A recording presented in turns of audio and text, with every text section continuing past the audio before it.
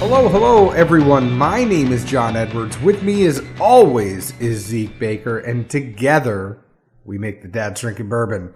Wherever you are, whatever time it is, thank you for making us a part of your day. Zeke, say hello to the folks. Hello. Happy evening, morning, midday, happy hour, whatever works for you. Whenever you're listening to us, it is a happy hour, right?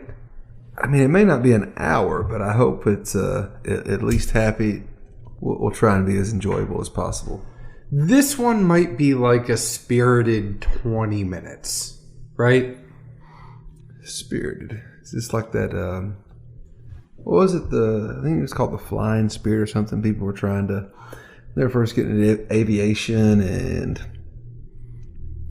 trying to figure out how to make an airplane work. The Spirit of St. Louis?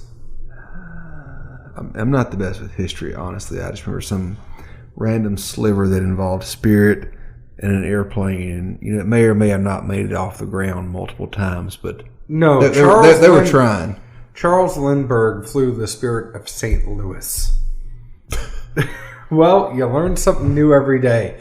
What we are doing tonight, or today, or whenever you're listening to us, if you are nice enough to send us something in the mail, we drink it, and we want to let you know that we drink it. Zeke may or may not be off having a baby at this point, and not him personally having a baby, but his better half having a baby.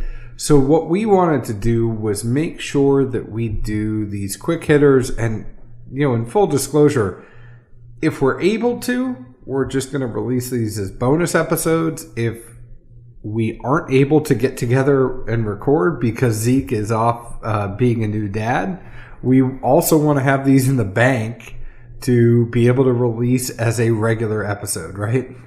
Yeah, I mean, we got to have content, and we want people to remember your voice while you're gone. And hopefully remember this mustache I'm rocking right now. I will be having some guest hosts while you're gone. So if this happens to fall in the month of September or October, we also want people to know that we still wanted them to hear you.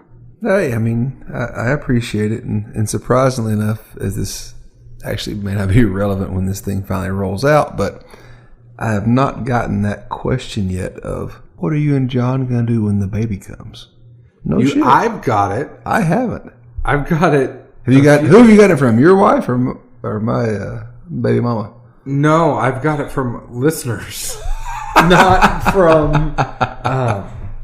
My wife and I have talked about it, and I just said I'm gonna have to find some other people to come sit. I mean, there's plenty of people in Nashville. I think she's probably worried. I mean, I'm irreplaceable. Nobody can replace that porn stash. I don't know if by the time this even airs, if you will still have that mustache, because there's no way that Amy could let you keep that while you take pictures of the family with the new baby. Zeke is nodding his head at me.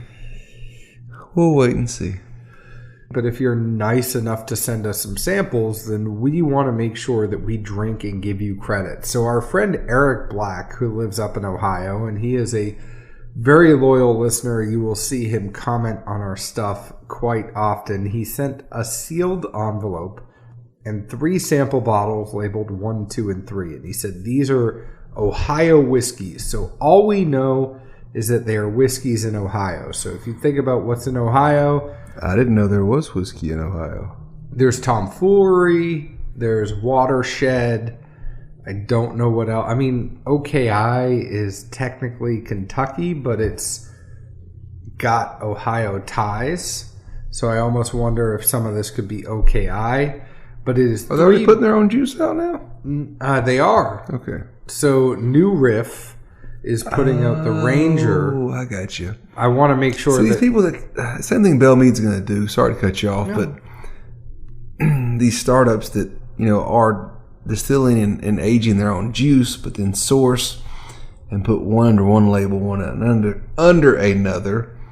It gets confusing at times. There's a lot to keep up with this day and age. Well, by the time this comes out, we will have tasted New Riff, but New Riff is OKI just is Belle Meade will be Nelson Greenbrier. Exactly. That's what I'm getting to is. But New Riff is putting out, it's a bottled and bond. I mean, it's 4 years.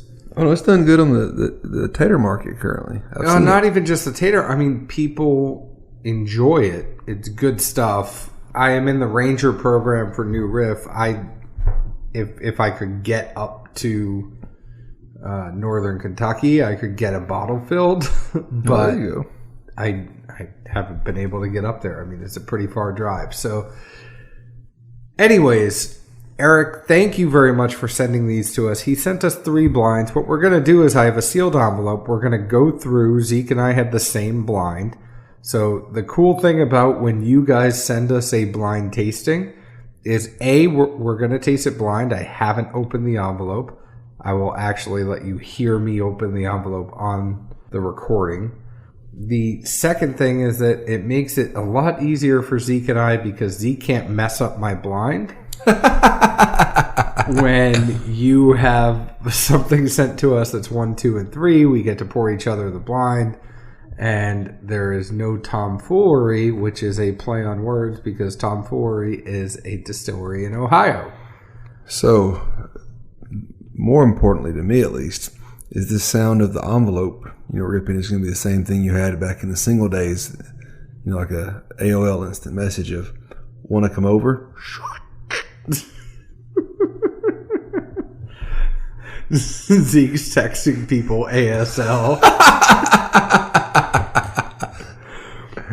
But we had 3 of these.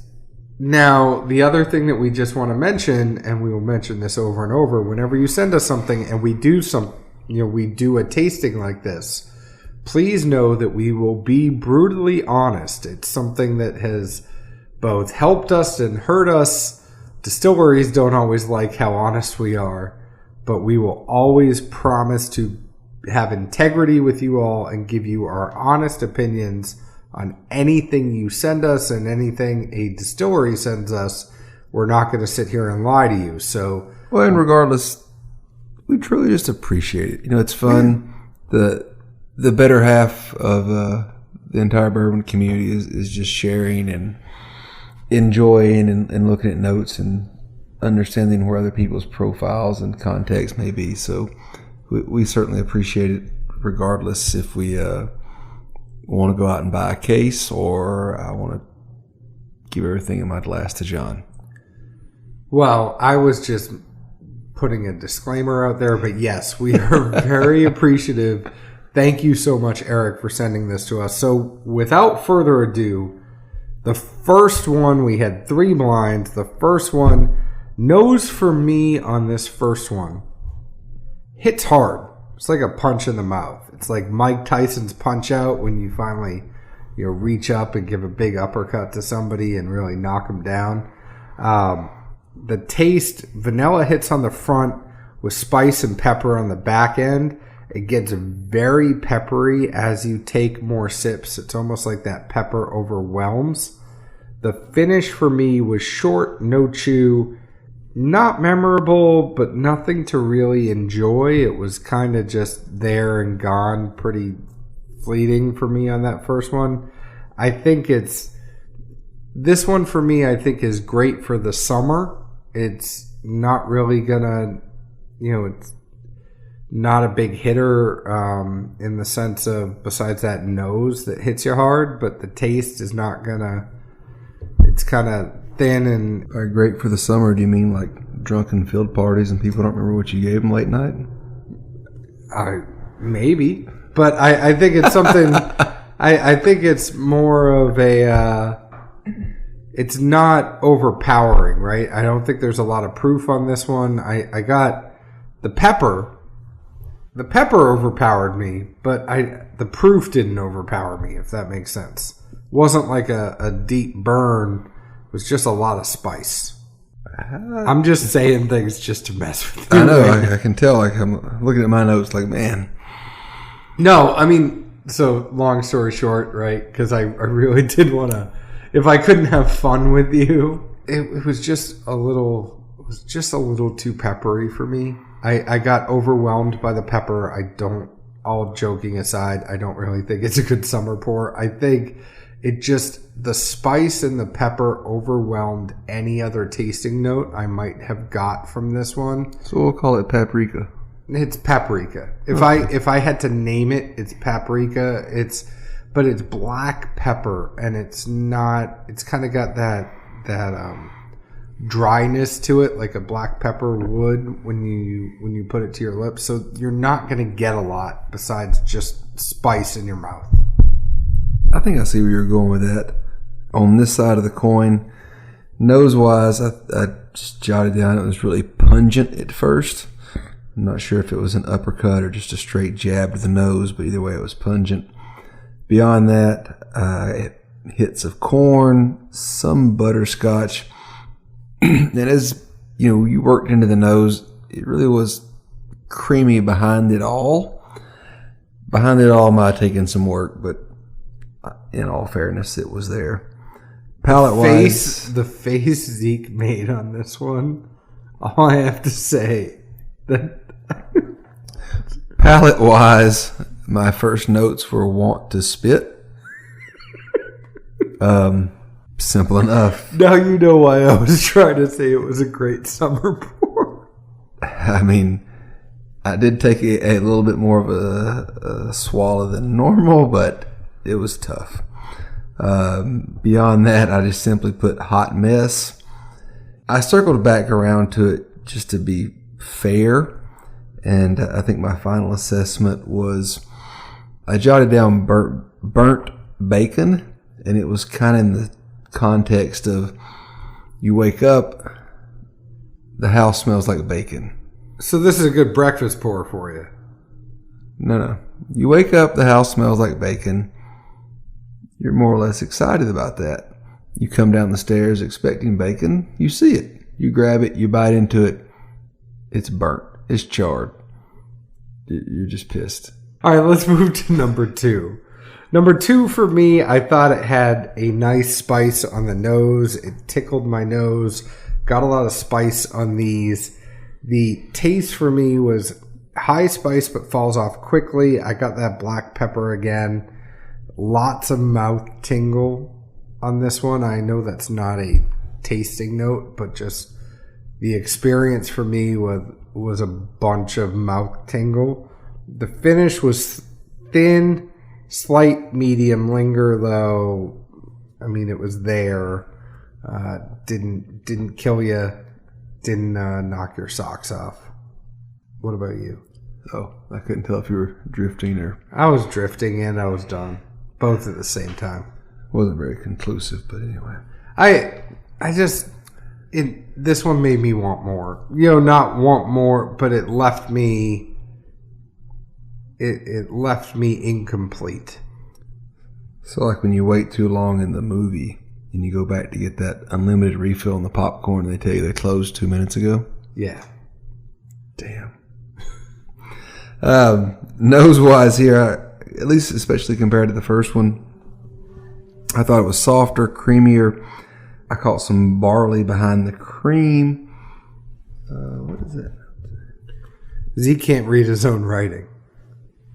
Oh, maybe some sawdust. Sorry. Palate-wise, it seemed to be barley forward. The barley moved into the corn.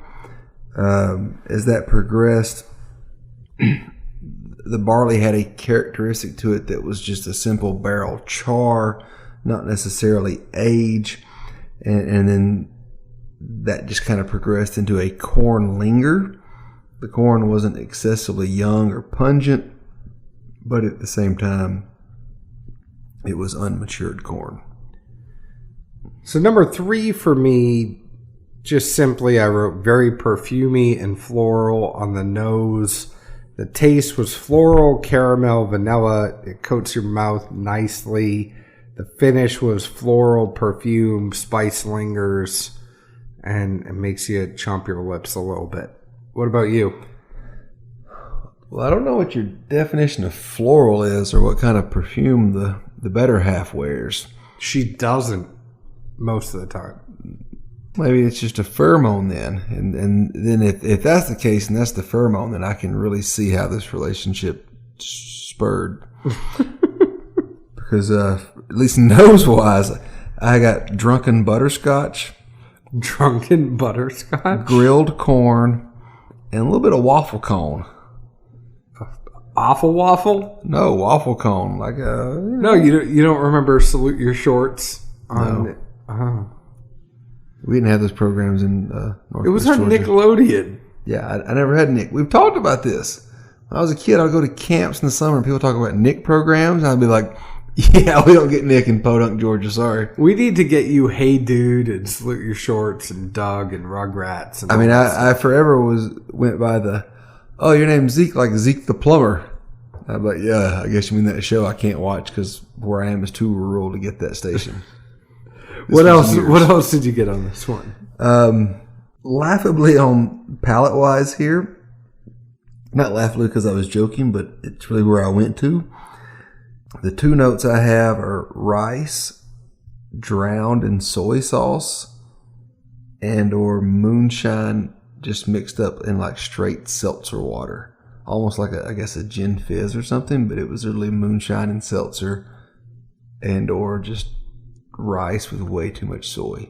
What about the finish? I don't really put that note very often. All right, well, fair enough. If you could rank these, do you have a ranking? I mean, I guess I would put 2 as my favorite, 3 is number 2, and the first one we had is my least because there's not much more in this world I can imagine as being more disappointing than waking up to the smell of bacon and then tasting it and it not being good bacon. Well, I did 3, 2, 1 as my ranking. You did you go. 2, 3, 1. I did 3, 2, 1. So now the moment of truth. I'm gonna.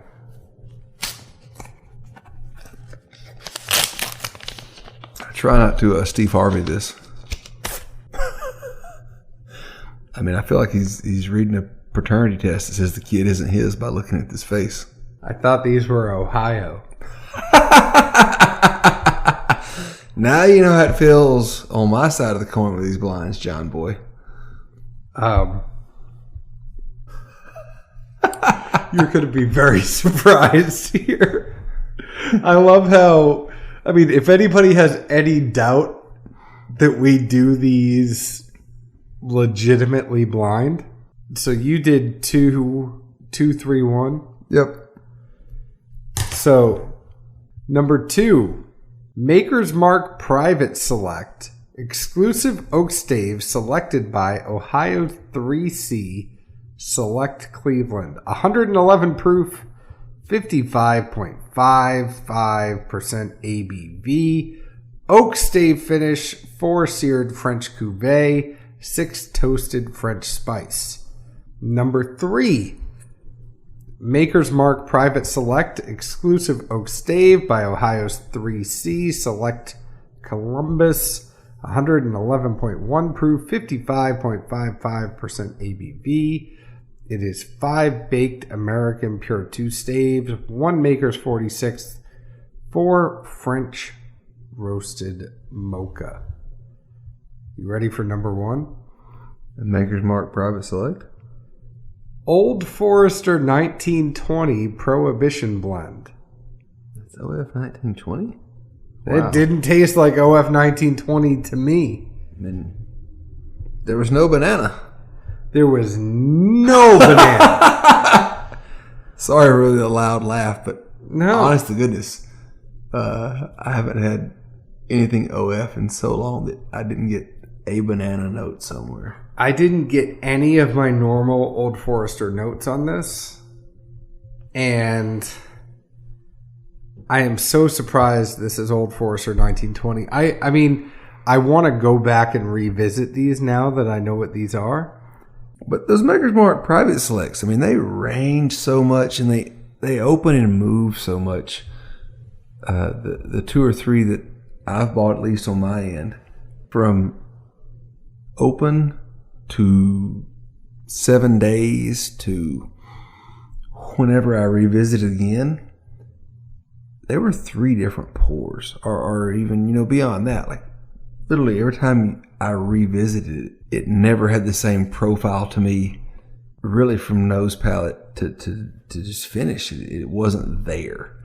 I don't know if that's has something to do with the procedure or the way that they add everything in on the back end, but it's definitely not a consistent pour. Well, I totally get what you're saying on the makers, but personally, I find it funny that the Prohibition blend made you want to spit.